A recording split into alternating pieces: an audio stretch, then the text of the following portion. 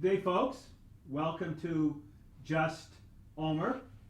My name is Omer C. Ahern Jr., and this is my periodic report to the people of Grafton County and the Plymouth, Holderness, Hebron area about what's going on up at the Grafton County Complex in North Haverhill and what the Grafton County Board of Commissioners are doing. I am one of 3 county commissioners. Of course, there are 10 counties in New Hampshire, and there are boards of commissioner in all 10 counties.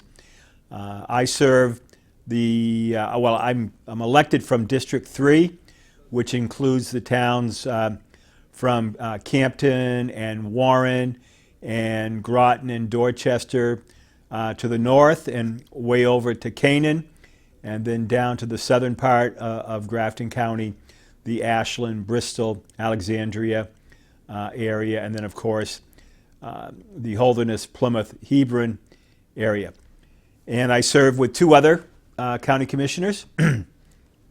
The present chairperson of the Grafton County Commissioners is Commissioner Wendy Piper. She is from District 1, which includes the towns of Hanover and Enfield and the city of Lebanon. And again, Wendy Piper is the chairperson of the Board of Commissioners. And then we also serve with Commissioner Linda Lauer, who is a Navy veteran, and she is elected from District 2, which includes all the rest of the towns in the county, basically up in the northern part of the county, the Littleton area, and all the towns on the western side of the county. So, and as I've said in the past, the Board of Commissioners meets just about every week on a Tuesday at 9 o'clock in the morning. And I did not make a report last week. Trying to maybe lighten your load a little bit out there, folks. So I'm going to try to report on the 2 weeks of commissioner meetings that we've had. And so I'm going to start out with the Tuesday, February 15th, 2022 commissioners meeting. Starts at 9 o'clock in the morning. And that was the day that we made dedications of the annual reports. The county does an annual report every year about this time, and each of the commissioners gets to dedicate a portion of the report and dedicate it to someone within their district. And in District 3, I wanted to recognize Francis Muzzy. Francis is a lifetime resident of the town of Wentworth. He was a mathematics teacher for many, many years. Francis has served on the Board of Selectmen, the Historical Society, the cemetery boards, and Francis is the unofficial historian of the town of Wentworth. And he is a wealth of information. He's got pictures, he's got articles that he's written, he's got little pamphlets that he's collected over the years. And it really was a privilege to recognize Francis Muzzy in this year's annual Grafton County report. The other 2 commissioners had individuals that they recognized, and their pictures and their little write-up on all 3 of them are in the present annual report. You should be able to look at that online, or if you go to your town offices, each of the town offices has a copy of that annual report, as well as all of the elected officials, state reps and state senators. The first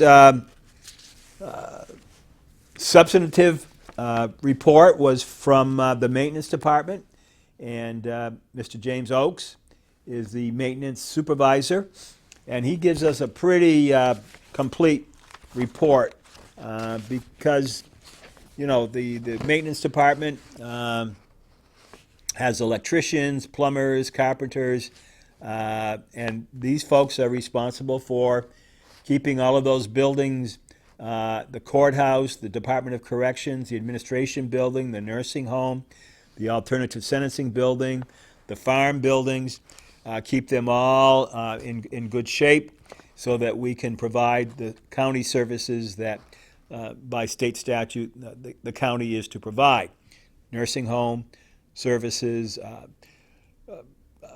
prison and detention services at the Department of Corrections, and of course the county farm. So, first part of his report, this is from January 18th to February 15th, 2022. He talks about the complex itself, the county complex up there. Gave an update on the Building Automation System project, the BAS project, which is about 90% complete. And one of the reasons why the Building Automation System project is not complete is because of supply chain issues.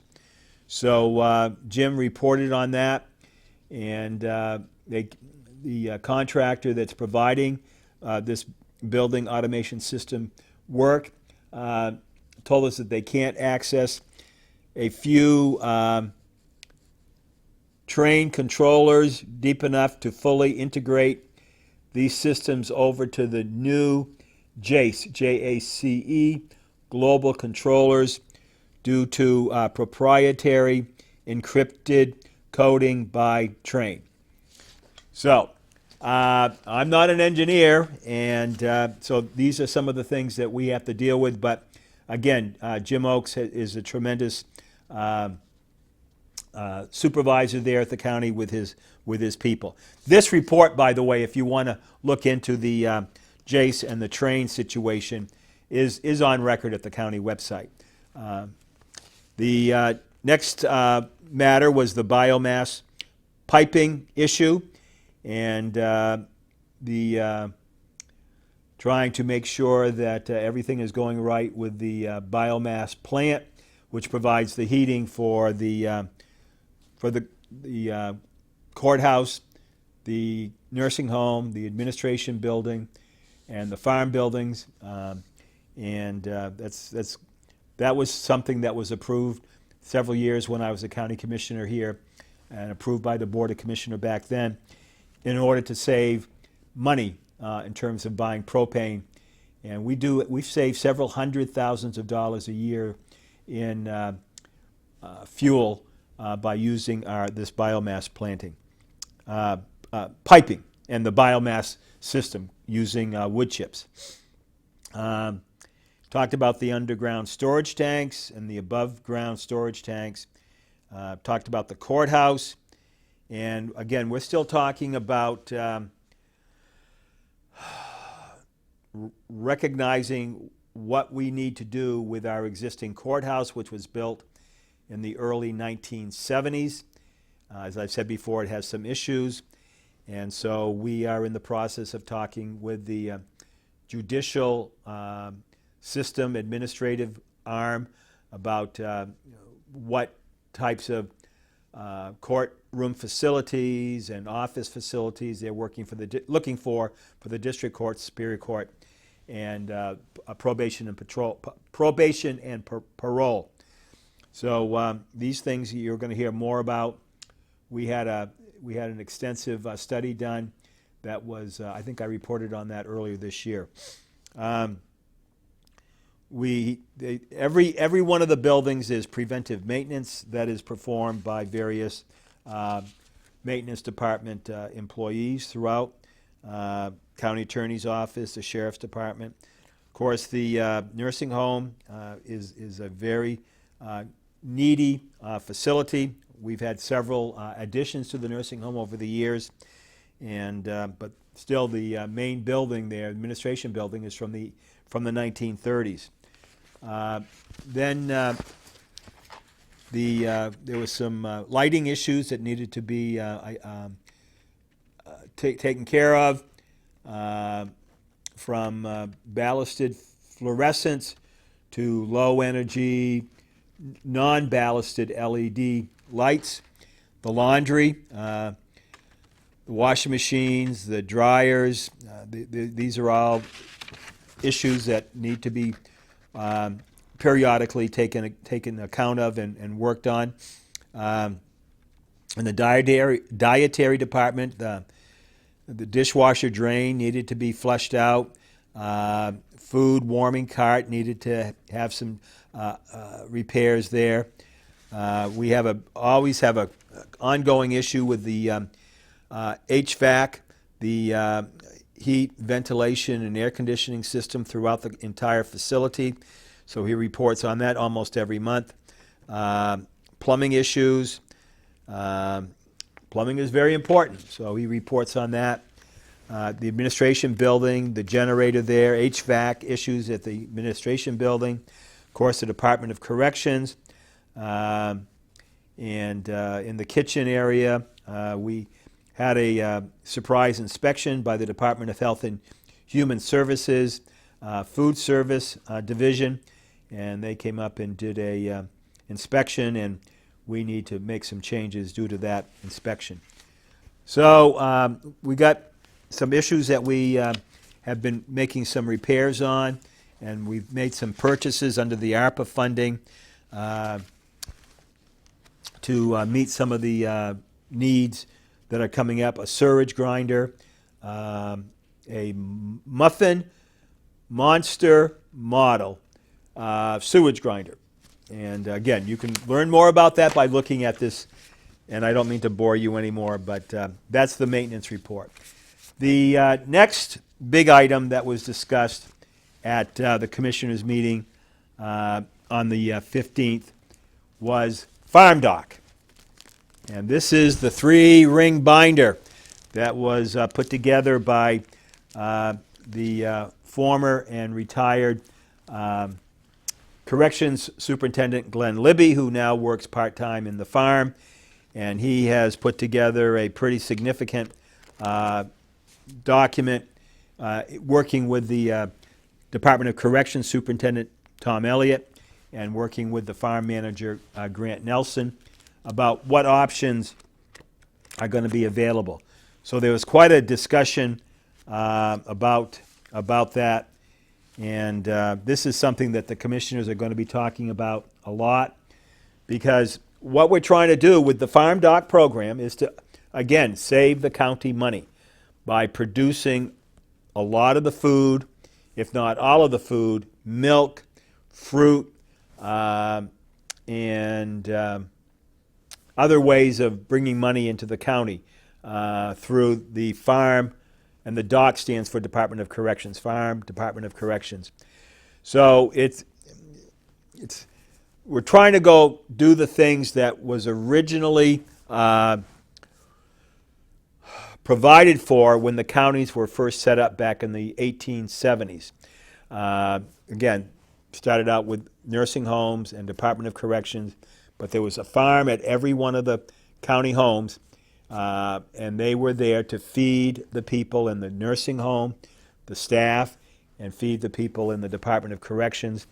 And over the last 150 years, been a plethora of rules and regulations that have just, yes, many of them safety related, but have just made it very complex in order to try to go back and using the resources that we have, the Grafton County Farm, to feed into the people. So we have a dairy operation. We have a fantastic dairy operation, high quality milk, and we do sell most all of that milk to Agrimark, and that brought in $325,000 in net income to the county farm in the last fiscal year. So we're trying to figure out a way to take some of that milk and use it to make milk to feed the inmates, make butter, make cheese, make cream, and things like that. So we're not buying those things from the grocery companies out there, trying to save some money. But again, the one thing to remember, the main one of the main tenets of the Farm Doc program is we do not intend to compete with local New Hampshire farmers. And so we're looking at doing things like processing meat. We have started working with a local meat processor to process some of our dried out dairy cows and bring that meat into the House of Correction. And we got our first delivery, I think, 3 weeks ago. Most of it's Hamburg, yes, because we're working with dried out dairy cows, but we're looking at the next set of production to include some stew beef as well as Hamburg. So, and a big part of this program, though, is we're going to need inmate labor to work out in the fields, growing the vegetables, the carrots, the green beans, the squash, winter squash, summer squash, zucchini, beets, and rutabagas, and and tomatoes and lettuce, so we can feed everything that's hardy and healthy into the inmates, and at some point we're hoping to be able to feed into the nursing home as well. So Farm Doc. Again, this program is designed to save money and thereby reducing taxes to you folks out there who are the taxpayers in Grafton County.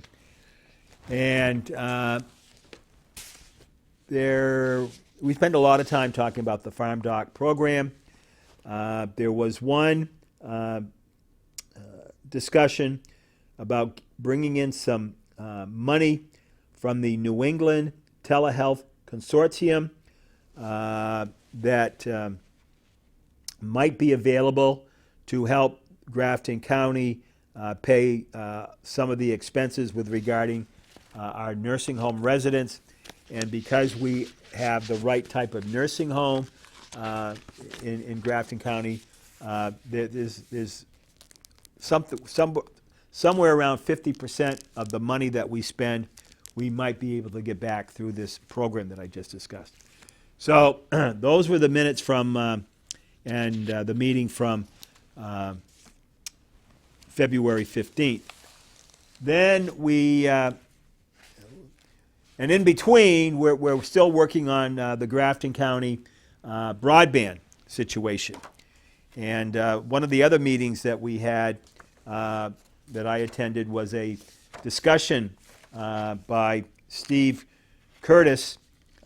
This would have been a week ago, Friday, on slightly used nuclear fuel and how the nuclear industry is changing, and nuclear energy is changing, and we're trying to talk with the other counties about nuclear energy for tomorrow, and basically clean energy, safe clean energy, too cheap to meter. If you look at your electric bills, which I do, and not only for the county but for personal, if we can find a way to save money for, again, you, the taxpayers, we really need to try to do that. Okay, so then the commissioners met on February 22nd, which was yesterday, and started out with a presentation by Kelly Monahan, the Register of Deeds, just to bring us up to date with the issue of storing, in some cases, almost 200-year-old paper records.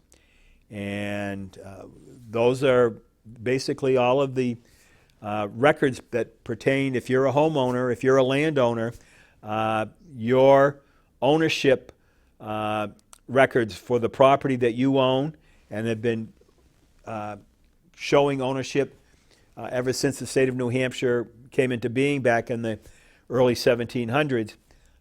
Those records are for Grafton County properties, are at the Grafton County Registry of Deeds in North Haverhill, in the Registry of Deeds office. And so the Register of Deeds is concerned about making sure those records are properly preserved. And there are some issues that she brought to our attention. So she presented a report from an outfit that does this type of work, and we're going to be looking into that. All that Register Monahan wanted to do was just bring it to our attention. She's looking into it, and but it's going to be an expensive process to protect those original documents. So that you'll hear more about that in the months ahead. Then we heard from Ed Wargo. He is the IT person working with SNS, which is the contractor or the entity that now is providing all of the internet and information technology services at Grafton County. And he gave us a pretty significant report and talking about new equipment that isn't in, that we were hoping to come in, but because of the supply chain issue. But he is on site, and he is very, very knowledgeable about things, so we appreciate the work that Ed is doing. Then we had a report from Tom Elliott, who is a Marine and superintendent of the Department of Corrections. And he basically gives us a report on how many inmates are in the facility. And for example, in the F unit, which is the medium male unit, there are 19 inmates there. There are 9 inmates in the female unit, and 2 of those female inmates are from Coos County. In our maximum unit, the D unit, there are 7 inmates in there. And then in the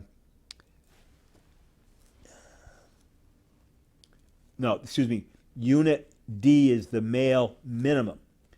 And those are the folks that, once they're sentenced, that we look to them to be working on the farm, providing farm labor. And Unit C, that's the maximum male unit, maximum sentenced. And there are 8 inmates in there. And then we have 6 folks in the intake unit. So we have in-house right now 49 folks. And out of facility, we have 22. They're on the bracelets and things like that. So we have a total population of 71 inmates that the Department of Corrections is responsible for. And that's way down from what we normally have. But for the last 2 years, yeah, there's been a significant problem because of the COVID and the courts not handling cases, the lockdown in the courts as well. So we have several services that we try to do out in the community. Sergeant Harness, she goes out to the schools, and she has made several presentations to different schools throughout Grafton County. Monroe School, 3 at there, North Country Charter Academy in Littleton, Newfound Middle School, Whitefield School, Lisbon Regional School, and she's talking about things like self-esteem, learn about character and building, stranger danger, opioids, cybersecurity. One of them is a presentation of natural high, and I think she made 4 presentations at the Whitefield School on that. So, that's designed to talk with our young people, to try to get them to not end up in our house of correction or our jail at some point in the future. And that's one of the things that concerns me. What are we doing to try, out in the community to make sure that our young people are not going to be problems in the criminal justice system. We do have a community work detail. Sergeant Griffin is in charge of that. but Sergeant Griffin also has his crew, which aren't too many right now, working at the county farm. So that's the report from Commissioner, among other things. And again, his report, Superintendent Elliott's report, is also can be found on the Grafton County website. Then we had a very important report from Renee DiPaolo, who is the director of the Alternative Sentencing Program, and she gave us quite a lengthy report. She's involved with the Juvenile Restorative Justice Program for parts of Grafton County. Her department is also involved with Adult Diversion Program, and then there's a couple of other programs, Care 1 and Care Plus, and mental health court.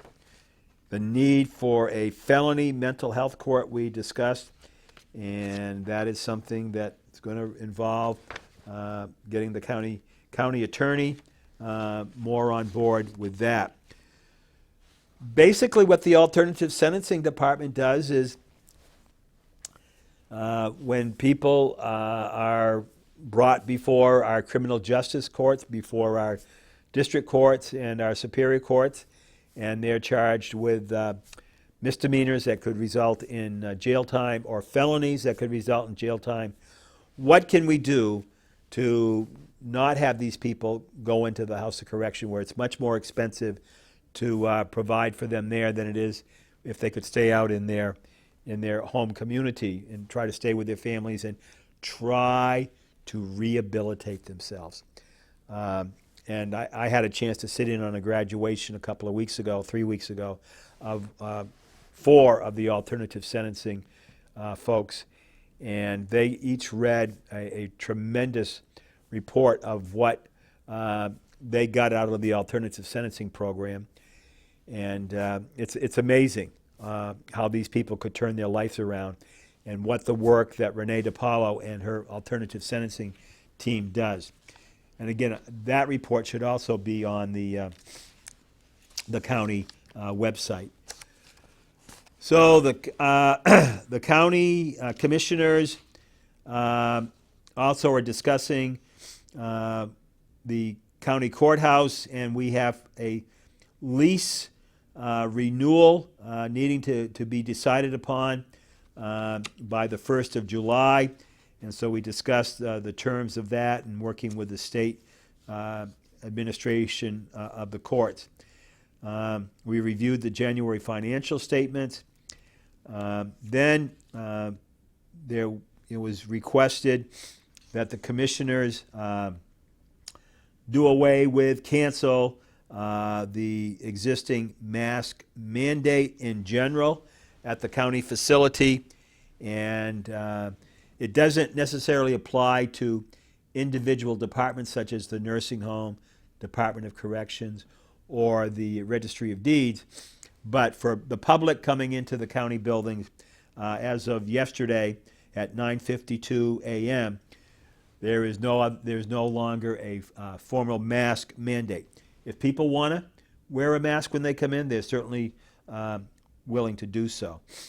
Another thing that happened yesterday, because our county administrator resigned back in December, we reappointed Julie Libby, the finance director, to be now, again, combined finance director and county administrator. So that's the quick report. Thank you for tuning in. Again, my name is Omer Ahern Jr., and you can reach me if you have any questions at my phone, 603-764-6024. I do not have a cell phone because we don't have cell phone service in Wentworth. And my Gmail is omer.ahern.jr@gmail.com. Thank you for tuning in. God bless our great Republic of the United States of America, and God bless the Granite State of New Hampshire. Live free or die. Thank you. And I want to thank PBTV for hosting me again. Thank you.